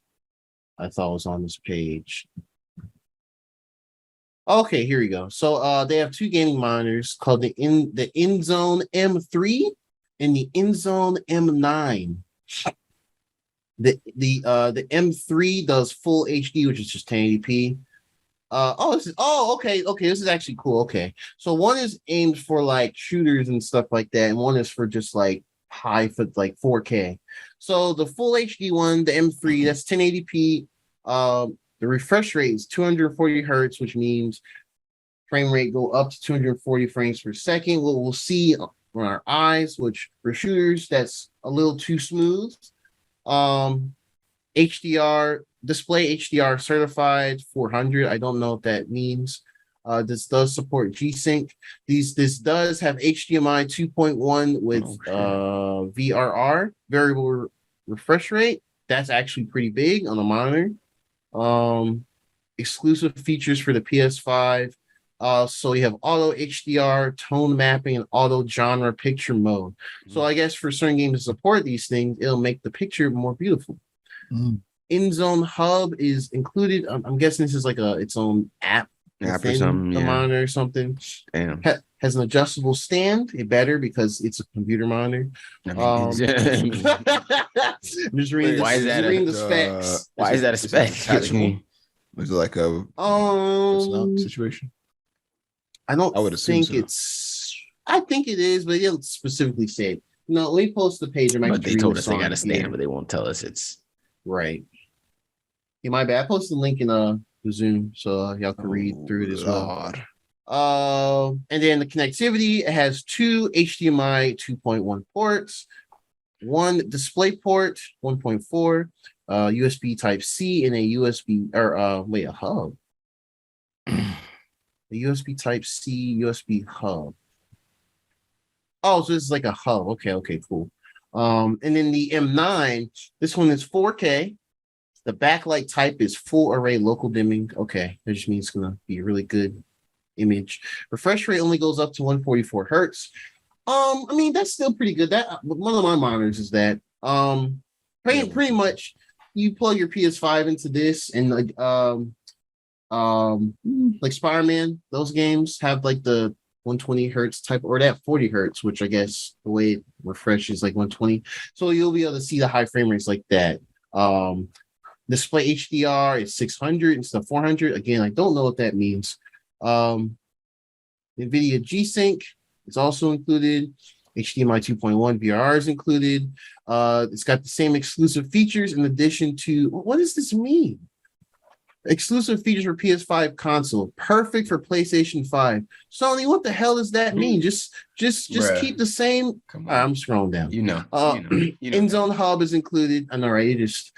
All right. Adjustable stand. It says yes, and it has rear lighting. So I guess RGB esports boys, like the reds and greens and blues and shit. The same inputs as the M3 has. HDMI, DisplayPort, USB Type C. And then there's 3 headsets. Oh man, the H3, the H7, and the 8-9. So it looks like the H3 is wired. It's a wired headset. It's got it's for the type of microphone. A unidirectional boom, so just direct in and out for it. Has Tempest 3D audio tech. What? Oh, for PlayStation 5. Okay. The H7 is the same as the H3, except the microphone is a bidirectional boom. The battery, that's wireless. Oh, wireless 2.4 gigahertz and Bluetooth. It's pretty cool. It's 40-hour battery life. The H9 is the same as the H7, except the battery life. It has noise cancellation. The H9 is noise cancellation. 32 hours battery life with noise cancellation off. Approximately 20 hours of noise cancellation on. Everything else is the same. It's also wireless. So I don't know if there's prices for these. Oh yeah, there is. Okay, the INZONE H3 headset is $99. It's the wired one. It's the wired one. Which I'm about to say, I was like, that can't be wireless. Yeah, that's everything you were just saying that it can't be. Yeah. INZONE H7, the real price. $229.99. Yeah. And then $300. Yeah, it's a bit okay. Noise canceling headphones. That $70 noise cancellation tax. All right. That's different. That's the only difference between the two, right? The noise cancellation. Yeah, between the H9 and the H7. And these need a dongle $70 paired with the PlayStation. Is my question. A dongle? Looks like there's a button. Well, they better not, right? It's a collab. It should better. The PlayStation better just sense that shit when I bring a shit in the box in the house, right? I walk in the house and the PlayStation start dinging. Hey, you got some end zones. Like you got some end zones. You got some end zones, right? All right, my bad. That sounds like it's on your head. Them shit just automatically connect and sign in. Yeah, sounds like what do you call it? So like a commercial tag. I will say I'll be a little salty if it does work that way with their headphones, because that means they really are just being stingy. Yeah, for real. True. Okay, so the wired one has a really long cable. Is this like, this looks like a USB extender. So you'll plug it in directly to the front of the PS5 or whatever via the USB. Okay. All right, and then monitors. Do they even have the price for this? M3. They don't have the price for the M3. It's a 27-inch monitor. Okay, that's very good to know. They're both 27-inch monitors. Ooh, this M9 one, the 4K one, is $900. $900 is crazy. Well, that's the one that's 4K, right? Yeah, 4K 144. 4K 144 hertz HDR. That might be what they're trying to do. I don't. Is this? I don't even know if this is priced with other 4K monitors. Maybe it is. I'm not sure. 27-inch 4K monitors? Yeah. That 27-inch 4K. Refresh rate? Yeah, 144 hertz. So these can be used obviously for PC as well as this PS5. Yeah, it's not just for standard stuff. Headphones too. Yeah. Yeah, the headphones can be used for multiple things too. Yeah. Yep. It absolutely can. Might be solid recording headphones. Maybe. But I don't know. That $70 noise cancellation tax. How much my man at We the Hype selling his for? Yeah, I thought just not that. Yeah, not just spin the block back over there. You know what I mean? Not that at all. Yeah. Spin my block back over there. But so they got these. I guess if you go to Evo this year and you're playing Street Fighter or whatever, these will be the equipment there. I'm curious to see how well stocked this will be. It looks like the headsets you can pre-order now. Oh, and it releases on the 7th. It releases this week. So we might see people pop up with reviews and stuff for these by the time we do the next pod episode. Nothing about the monitors yet. It just says email when available. Okay. Very interesting. So that is the INZONE brand. See how Sony deals with this, with the competitive Evo space and just people in general. Oh, they all have the white and black colors. So yeah, even the monitors are. Even the front part has white and has like these little side prongs. So yeah, that is the INZONE brand for Sony. Cool beans. So yeah, that's it for console T. That's it. So before we get into the Miss Marvel episode 4, kind of recap, kind of gloss over some things. There's a friendly reminder. Thank you to Derek for letting us know this, because for some reason it's just been not in my headspace, even though I do want to see the movie. But Thor: Love and Thunder comes out this upcoming Friday, July 7th. Natalie Portman is Mighty Thor. This is true. How y'all feel about that? To be honest. I think she's got to look down. I mean, Mighty Thor, she's kind of like toned strong. She's not like swole strong. So, I mean, it's obvious, and now Natalie Portman, she definitely was on a new workout plan. And she definitely got actual muscle definition. So good on her for that. I was wondering if they CGI'd her arms. No, those are arms. Those are arms. Yeah, I think those are those are arms. Yeah, because people are like thirsting about set photos of stuff. They show her walking around, and right. People are like, "Oh man, she looks great," and I'm like, "All right, bro, relax." But no, she does look good though. Man, I'm really curious to see where all we're going with this movie, because it's like Thor 4. I don't know. You're going to see a lot of God stuff. We're going to see Christian Bale's Gord. I'm curious how they're going to do him in this, and fucking kill all these gods and stuff, God slaying. Hopefully, I'm excited to see the gods, man. I just want to see all the different. They got Zeus in this with the huge ass cartoonish lightning bolts. That threw me off. I was like, he got the big ass lightning bolts he throws in all the Greek mythology. That's really cool. Facts. So that's coming up on the 7th. This is Friday. I guess when we all are able to see it, hopefully by this next weekend, we will give our review of it. Yeah.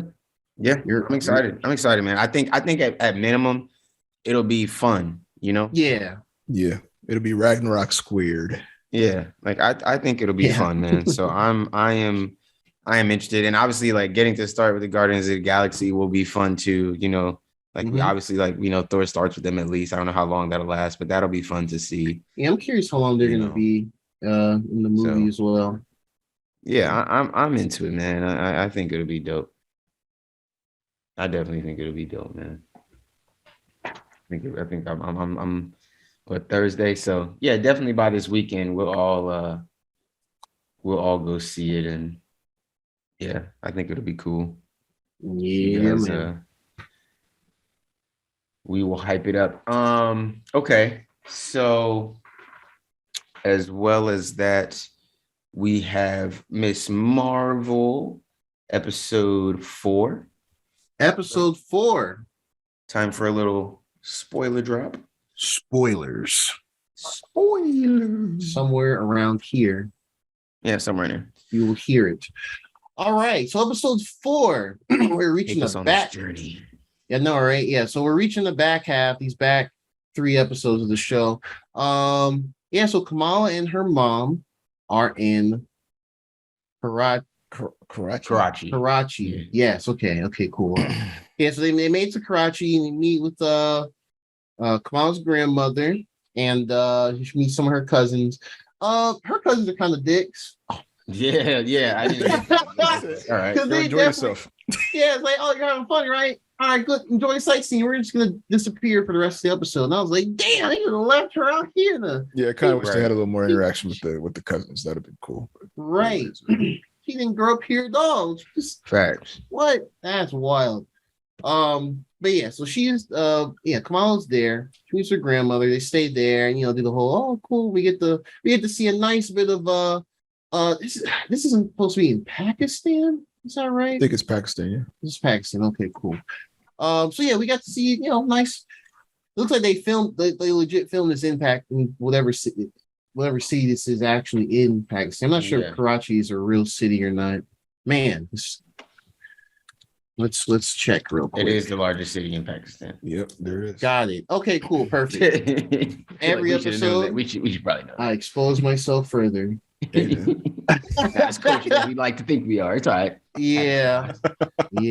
Ooh. All right. So we wasn't sure if it was a real city. bro. It is the city. No, it's one city. Like, yo, is New York real though? Is New York a real city? Like, shout out to our Pakistani listeners. Man, I somebody in Pakistan think New York might not be real, man. I'm sure. It's only happening in movies, man. That's where the Avengers be, man. That's not shit, not real. Man, they want to see real New York. Look up slide talk videos. This guy. Those videos are insane. Yo. Exactly. Okay, yeah. So pretty much they go there. Well, one they play as we're visiting grandma.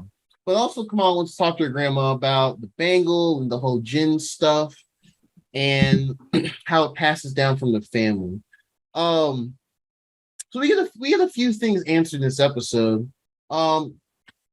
So we find out that the jinn stuff culturally that is supposed to be the mythical thing being passed down over the generations, that's just kind of been false. It's just kind of one of those things that kind of got passed down and kind of got misconstrued over time. So she is quote unquote not that type of jinn spoken in Pakistani, like Hindu mythology. It's kind of like enhanced individuals from a different dimension. So we got that confirmed.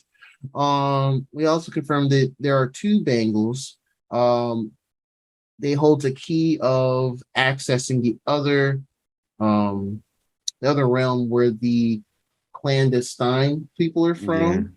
Clandestine, yeah. And we see her using her powers a bit too because she's exploring. She wants to find out where this abandoned subway area was, because in some of the visions she saw on I think episode 3, she saw like a train flying towards her, not flying, but like moving towards her, and she was like, "What the heck is that?" When she goes there, she meets this dude who goes by Red Dagger, who apparently is an actual character from her comics. That's cool. Basically, a dude just uses that, his name suggests, uses daggers and knives and stuff to fight, but she befriend, they kind of have a friendly, well, not friendly, they have a scuffle, but then realize, wait, you cool. You're not clandestine, you're cool. And it's like, what do you mean? And so he takes her to meet his pops, and that's when they kind of talk more about his dad? Supposed to be, or at least it's like, I thought it was like his mentor. Like, yeah, because when not to get ahead, but when the shit happens later, he didn't seem like, I thought like he would have reacted a little different with his dad. I don't think it was dad. I think it was just like a mentor, like character type person. Yeah. Yeah, so that's the thing with there. That's where we get kind of more the explanation as well about clandestine and how they've been, what their plot is being able to use the bangle to properly control how much, or not even how much, they pretty much want to merge both realms together, and in that kind of have their realm take over the human Earth world realm we know of now.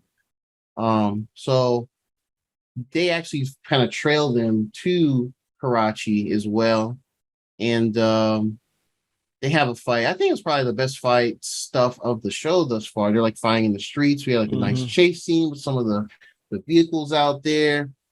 I think it was all really well shot. I think it was pretty good. And I know these MCU Disney Plus shows don't usually have the best fighting and choreography stuff for the most part. Usually just serviceable. But I thought this whole sequence was pretty good. It was a big chase scene. A lot of the other clandestine folks were chasing them, chasing Kamala and Red Dagger dude. The episode was kind of curious, but before I get there, we'll talk about Kamala's grandmother and her relationship with Kamala's mom, and we kind of get the whole thing of why whenever Kamala's mom is kind of down on a lot of superhero stuff for the most part, is because it reminds her of her grandmother, Kamala's great grandmother. So she's been, Kamala's grandmother always told Kamala's mom all the stories of, their ancestor and having these abilities and all this stuff and believing all the stories. And her mom just kind of really got anguished and tired of it. So that's part of the reason why she wanted to kind of leave Karachi and move to America, among other things, probably. But so they had a heart-to-heart kind of talk about that, where mom was just like, I'm like, it's not because I want to get away with you. I just want a fresh start. Just want a new, fresh take on world experiences. And it's like we talk about this all the time, and it just seems obsessive. And yeah, so that right there was also intriguing on its own. But honestly, most of this episode was just Kamala big chilling with some other folks there, kind of absorbing more of the culture, the true culture in actual Pakistan, and seeing some of her relatives, learning more about the truth about clandestine, the realm, and what their kind of end game is kind of trying to be. And at the very end of the episode, she finds herself. I remember what it was. She was fighting. What's old buddy's name from her high school? That's like the son of the mother. Kamran. Kamran, yes. Yeah. So Kamran's mom, she catches up to them, and she I believe tries to stab Kamala with a dagger, and she blocks with her bangle, and when it does, it causes big explosion. Kamala gets blown back, and she wakes up, and it looks like she either went back in time. Yeah, that's where I'm confused on. I'm not sure if she went back in time, if she's in some sort of dream state within the bangle or something, or she was absorbed by the bangle's energy. Marvel, they can do a bunch of shit. I mean, it's easy to say she went back in time, and I'm not doubting it because it's very possible. Yeah, that's just what I'm assuming. Yeah, you never know. Yeah, but it looks like she appears, and it looks like it's partition time. Unfortunately, so it's a lot of sad family saying farewell, trying to get loved ones, their children, with the little money they had out of country before everything is properly taken over. British rule and things like that. But yeah, it definitely was like a kind of a shocking ending, because Kamala's just walking around. She's really disoriented and confused. She climbs upon a train, looks on, and sees all this stuff going on. She's a whole train yard of this shit. So that's really pretty much how we are ended off here with that episode. So those are the main points of the episode, I would say. Other than that, though, as far as her walking around in Karachi, it was cool. Just walking around, she sees these paintings and stuff of Ant-Man with Arabic written on it. That's so funny. It's like Ant-Man is becoming they're showing more Ant-Man things in this show. Just it's interesting. They even shoehorned him in on the Hawkeye show, and they had the Captain America musical thing. And we know he wasn't there for the Avengers movie, but it's interesting they're shoehorning him in as part of the Avengers crew originally. Because we know what's coming. He about to be a big part. Yeah, that quantum right in the mix. He about to be in the middle of the mix, man. Absolutely. So they your turn for your Star-Lord moment. Here you go, buddy. Yeah, you're so no. We saw Strange had his moment. Spider-Man had his. Tony had a couple. Yeah, it's your turn to fuck up now. Go ahead, man. Everybody kind of likes you. You're gonna fuck it up now, though. You're not just gonna be sweet little Scott Lang chilling around. Lang. Nah, I one thing in this show that was interesting. I don't know if it's the same for Ian, only because maybe the language, since the language barrier might not be the same, but I did think it was interesting. When you're first generation American and you go back and visit your family in the country that your parents were from, you do kind of get both. I feel like you get both cousins, right? You have it depends on how big your family is, obviously, right? But I have a pretty big family, right? So you have the cousins that are just super excited to see you. To them, you're almost like a celebrity in their heads. And that sounds stupid, but it's just you're the cousin from America. We don't get to see you often. They're just excited that you're there and you've come to visit, and they really want to show you what they do and what they do for fun. And it's a blast. Right. And Kamala had that. Right. But then you also have the cousins that are just, well, she didn't have the cousin do that. The Red Dagger dude kind of did that for her. But then you have the cousins who are just kind of dicks. They kind of feel you're not as cultured. They instantly kind of think you're stupid because you're American. Yeah, you know, you didn't grow, you don't know, you don't understand. You don't have the true culture. Yeah, and you're not really like us, and you don't know all our slang. Like, yo, like it's funny, like I can fight though. Like I had the same thing that happened with the same cousins. Like it was the first time we went to Guyana, we were the celebrity types and all the rest of it. Second time we come much older, everybody's older, and now we're the stupid Americans that are uncultured. Yeah, that's about shit. That's crazy. Yeah, it can go that quick. Yeah. It two-faced that shit. But then the third time we were all cool. I think it just comes with like this feeling of almost like envy. But it's like, yo, I don't, and I also don't think that, I don't know if you ever feel this way about Guyana, so I don't want to just say everybody feels this way, but I feel like a lot of first generation kids especially born in America specifically, I feel like a lot of us probably do wish we could have spent more time in our parents' like home country to get maybe a little more than natural culture or whatever. Only because, yeah, like you do wish you know, I mean, and depending on how your household growing up was too, you know, that can also affect how it, you know, that goes, you know, like Kamala in this sense, just to tie back in with her as well. Kamala in this sense, they have like a very clear, like strong cultural household, right? So clearly, like it's clear that she may not be like speaking the language all the time, every single day, but there's clearly like phrases she clearly understands. Like I think that's most immigrant kids for the most part, when you, especially after the language that your parents come from isn't English, like other than like a lot of Spanish speakers where, you know, most of them speak both. A lot of people, especially if they come here, your parents either don't want you to speak it because they think it'll make you like a target, or they think it'll make things harder for you, or there could be other reasons.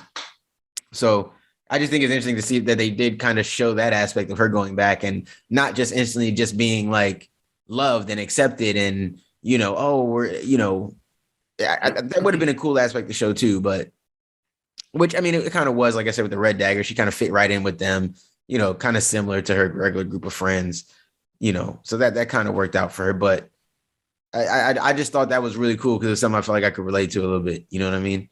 Mm-hmm. You know, some of it, like I said, like some of it, sometimes those cousins kind of act like you chose to be born in America. Like, fam, I had nothing to do with me. Like, I didn't tell them to move. Like your mom might be salty at my mom and my dad because they left and came to America. Yeah. Okay, I get it. Or maybe they didn't do what they said they would do when they came. Or maybe they didn't send back as much money. I get that. But what that got to do with you being mad at me now? Like, how's that my fault? Like, they hit me with a bunch like, oh, why are you guys so fat in America? Why do you guys eat so much? Our food got more sugar and shit in it. That's why. Food than y'all niggas. Wait till y'all get. I told them, wait till y'all get a McDonald's or whatever down here. You'll see. You'll see. Now they got them too. Right. Probably don't bust like ours. Well, actually, it might be better. Probably is better now. McDonald's is trash now, but the KFC's all right. The KFC. Any that Jamaican KFC, legendary. McDonald's breakfast still good. Say it again. So McDonald's breakfast. Oh well, yeah. Hey, look. McGriddles are timeless, bro. That might be one of the best food inventions ever. I had a little hangover this morning. Got me McMuffin. McMuffins. Sausage egg muffin. It was like designed to cure the hangover. Y'all are eating McMuffins over McGriddles? Absolutely. I do now. I used to like McGriddles over them, but when I realized McMuffins use an actual egg, I was like, oh, this is legit egg. Yeah, McMuffins. But I still fuck with McGriddles though. I haven't abandoned them. Yeah, McGriddles is I mess with McGriddles if there's nothing if there are no McMuffins available. Yeah, exactly. It's the second option. Yeah, we different around here now. This, man. We used to start until 3 in the morning just to get to McDonald's. Am I the only kid?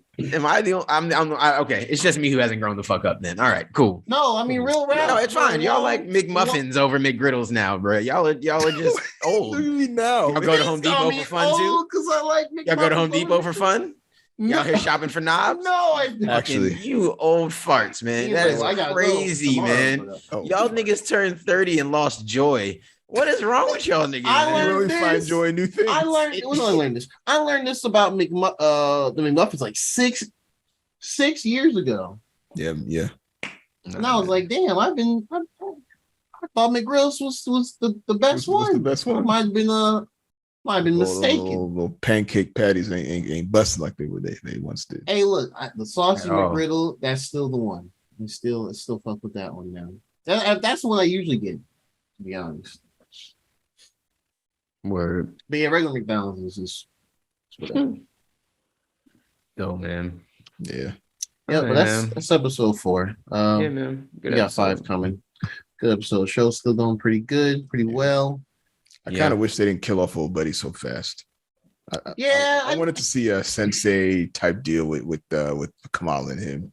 Yeah, especially how he explained so much about. Yeah, I was very confused. World. Yeah, like I feel like he didn't get enough time. But again, never mind. I say it every week. I say it every week. The 6 episodes. I say it every week, bro. I say it every fucking week. These 6 episodes will be the death of us because even if they were going to kill him, I don't think we'd feel bad about it. We don't know him. We just met him in this series. Like, fine. But give us more time with Kamala getting some at least basic lessons from him so that it makes more sense at the end when her powers are really like kind of going off. Because right now we're seeing her powers progress, but a lot of it is coming from like emotion and desperate need and not her really controlling it. And even though they showed her practicing a little bit in there, I don't know that I feel that was enough for her to eventually at the end be able to do the fight that she's probably going to have to do. Yeah. So unless there's another training jump somewhere in the next episode, the one episode she got with Buddy, I'm not happy with that, but that's the 6 episode rule. Yeah. That's the 6 episode effect. So here we are again, man. What can I say? What can I say, man? It is what it is. Yeah. But yeah. Yeah, man. Either way, I'm still excited to keep going with it, man. I'm definitely still excited to keep going with it.